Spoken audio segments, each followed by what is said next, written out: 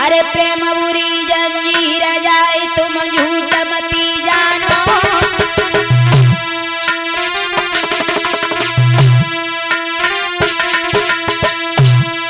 ये प्रेम बुरी जंजीर जाए तुम झूठ मती जानो।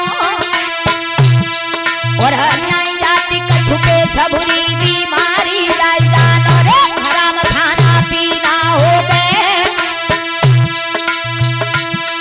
और दिन में परे न चैन रात को नींद न आवे।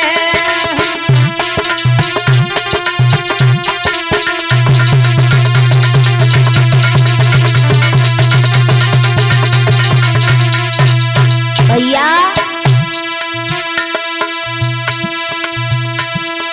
अरे हराम खाना पीना हो गए और दिन में परे न चैन रात को नींद न आवे। रे कले जो बिन प्रेमी तड़पे, एक कले जो बिन प्रेमी तड़पे और खावे न तो अन्न मान तो मन मन में तरसे।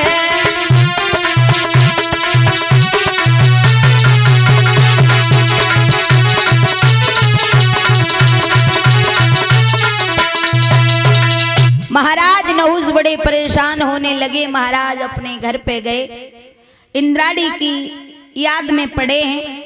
अब नहुस ने क्या किया, एक पत्र लिखा और इंद्राणी के लिए भेज दिया और कहा कि हे इंद्राणी, मैं आपसे मिलना चाहता हूँ, आप हमसे मिलोगी? अगर आप हमसे नहीं मिलोगी तो महाराज हम तुम्हें और तुम्हारे पति सहित जिंदा जमीन में खुदवा के गड़वा देंगे।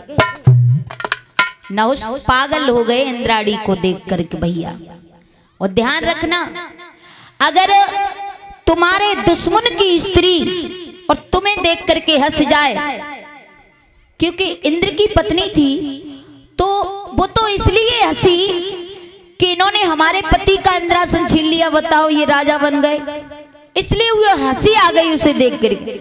लेकिन महाराज ने ये सोचा कि ये मुझे प्रसन्न कर रही है इसलिए हंस रही है, समझ नहीं पाए।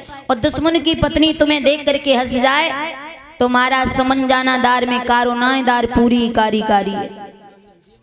महाराज दुश्मन की पत्नी के दुश्मन मारे दाव से और जे मारे हंस खेले। महाराज दुश्मन तो दाव लगता है तब मारता है, और दुश्मन की पत्नी तुम्हें हंस करके प्रेम में अपने चंगुल में फंसा करके तब मारती है, दाव चूकती नहीं है। महाराज नहुस नहीं समझ पाए, उन्होंने जाना ये मुझे भारी प्रेम करती है। खोपड़ी खराब हो गई, पराई स्त्री के चक्कर में पड़ गए, खोपड़ी काम नहीं कर रही। पत्र लिख करके भेज दिया कि मैं आपसे मिलना चाहता हूं। महाराज इंद्राणी के पास जब पत्र गया तो इंद्राणी ने खोल करके पत्र पढ़ा तो हंसने लगी, मनी मन में सोचने लगी अब तो अहीर अपनी मौत के लिए दावत दे रहे हैं। बताओ मैं किस लिए हंसी, किस भाव से हंसी, और नहुस जी ने क्या भाव सोच लिया मेरा कि मैं उन्हें पसंद कर रही हूं इसलिए हंसी थी। अब तो हीरों की मौत आ चुकी है नजदीक। महाराज इंद्राणी ने भी जब पत्र पढ़ा तो उसने भी एक पत्र लिख दिया कि हे महाराज नहुस, अगर आप मुझसे मिलना चाहते हो तो मैं आपसे जरूर मिलूंगी, लेकिन ऐसे नहीं मिलूंगी, ऐसे मिलूंगी। इंद्राणी ने संदेश दिया जो नृप मुझसे मिलने आए तो ऋषियों और ब्राह्मणों की पालकी साथ में ले आए। जवाब दिया कि ब्राह्मणों से पलंग कसवा करके, ऋषियों से पलंग उठवा करके लाओगे तो मैं तुमसे जरूर मिलूंगी, अन्यथा नहीं मिलूंगी।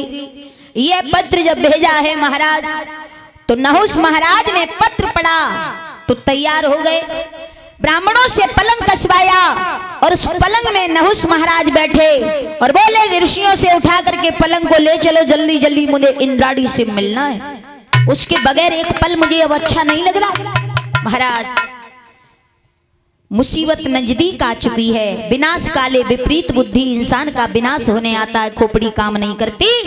और महाराज ध्यान रखना, जो पराई बहन बेटियों को गलत नजर से देखते हैं, उन लोगों की कैसी दशा होती है मालूम है?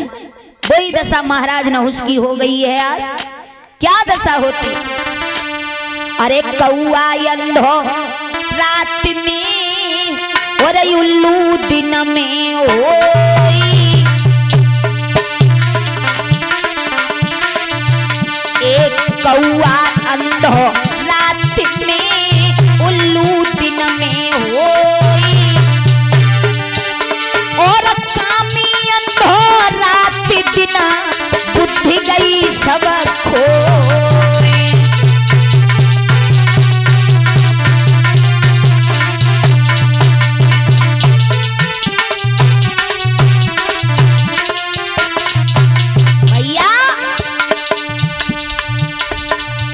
पराई बहन बेटियों को देख के जो लोग गलत नजर डालते हैं, उनकी दशा कौओं की तरह होती है, कुत्तों की तरह।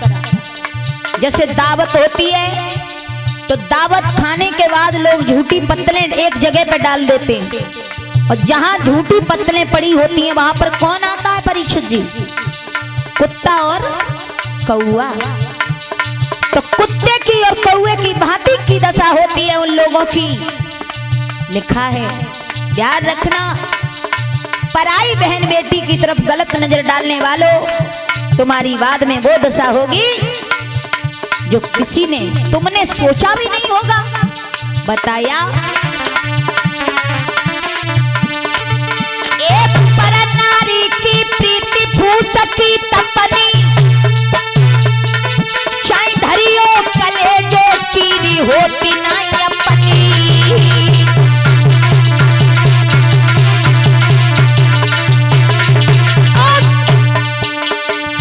अरे जैसे रंग कुसुम की चादर ते सोई रंग पराई तिरिया को।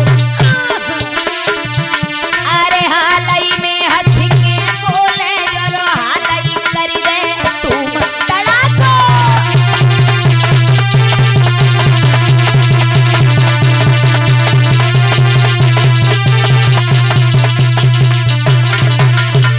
और भैया, पराई स्त्री से जो लोग प्रेम करते हैं, याद रखना भैया, उन्हें यह सोच लेनी चाहिए कि जो पराई स्त्री अपने पति की नहीं हो पाई तो वो तुम्हारी क्या होगी। जो अपने पति को छोड़ के तुम्हें अपना रही है, तो किसी दिन तुमसे अच्छा मिल गया तो तुम्हें छोड़ के किसी तीसरे को भी अपना सकती है। ऐसी स्त्री पर कभी भरोसा नहीं करना चाहिए। ये बर्बाद करने आती हैं, तुमसे प्रेम करने नहीं आती, घर का विनाश कर देती हैं, विनाश कर देती हैं भैया। इसलिए इनसे हमेशा दूर रहना चाहिए। जैसे महाराज रेल की पटरी पे जाओ तो रेल हाईवे की शंका हो तो बहुत डर लगत हो, उसी प्रकार से इंसान को पराई स्त्री से डरना चाहिए।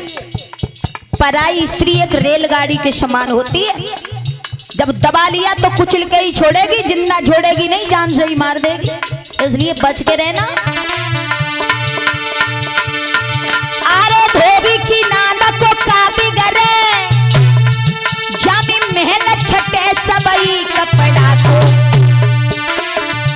अरे ओशन प्यास बुझती नहीं, भैया पानी भलो अपने भड़ा को।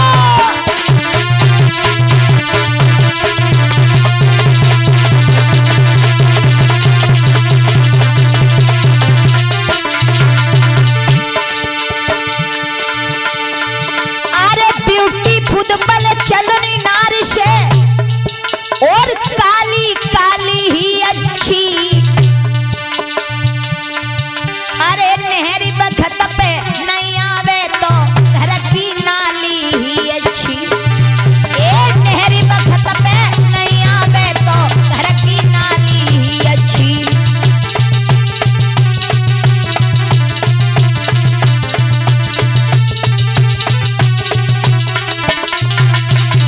इसलिए भैया क्या है कि अपनी स्त्री चाहे काली हो चाहे गोरी हो चाहे कुरूप हो, चाहे सुंदर, चाहे मोटी हो, चाहे पतली, चाहे गट्टी हो, चाहे लंबी, लेकिन अपनी स्त्री होती है। समय पर अपनी पत्नी ही काम आती है। भाइयों, इस बात को ध्यान से सुन लेना, ये कथा तुम्हारे योग्य है।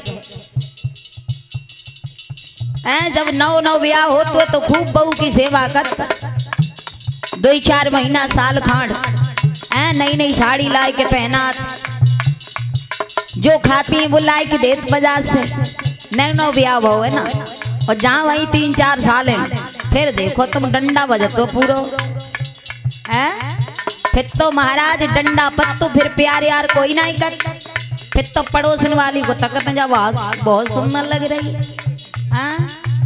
तो महाराज ऐसा गलत, बिल्कुल गलत बात है ये। जब तुम्हें बुखार आएगा, तुम्हारे ऊपर बुढ़ापा आएगा, तो पराई स्त्री तुम्हारे बुढ़ापे में साथ देने नहीं आएगी। बुखार आएगा तो पराई स्त्री तुम्हारी सेवा करने नहीं आएगी। तुम्हारे ऊपर कोई मुसीबत पड़ेगी तो पराई स्त्री साथ देने नहीं आएगी। अगर